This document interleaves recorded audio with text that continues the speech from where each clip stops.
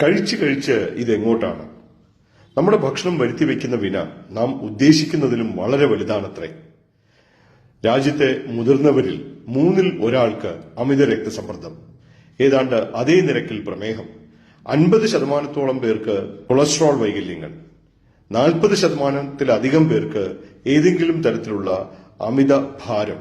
ഇതെല്ലാം ചേർക്കുമ്പോൾ മുതിർന്നവരിൽ 83% പേരെ ഏതെങ്കിലും ഒരു ജീവിതശൈലി രോഗം ബാധിച്ചിരിക്കുന്നു എന്നാണ് അടുത്തിടയ്ക്ക് നേച്ചറൽ പ്രസിദ്ധീകരിച്ച ICMRന്റെ ഇൻഡയറ്റ് പ്രോജക്റ്റിലെ വിവരങ്ങൾ സൂചിപ്പിക്കുന്നത്.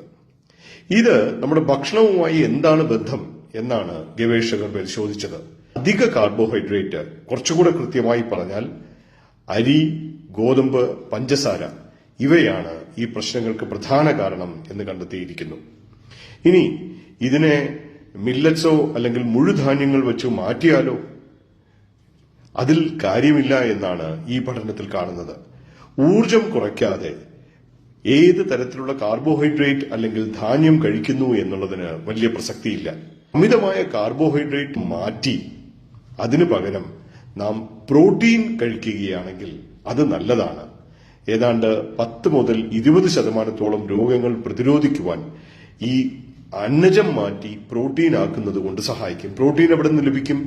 പയറ്, പരിപ്പ് തുടങ്ങിയ അല്ലെങ്കിൽ പാലുൽപ്പന്നങ്ങൾ, മത്സ്യം, പിന്നെ മുട്ട, ഇതിലൊക്കെ പ്രോട്ടീൻ അടങ്ങിയിരിക്കുന്നു. അതുപോലെ തന്നെ പഴങ്ങളും പച്ചക്കറികളും അധികം കഴിക്കേണ്ടതുണ്ട്.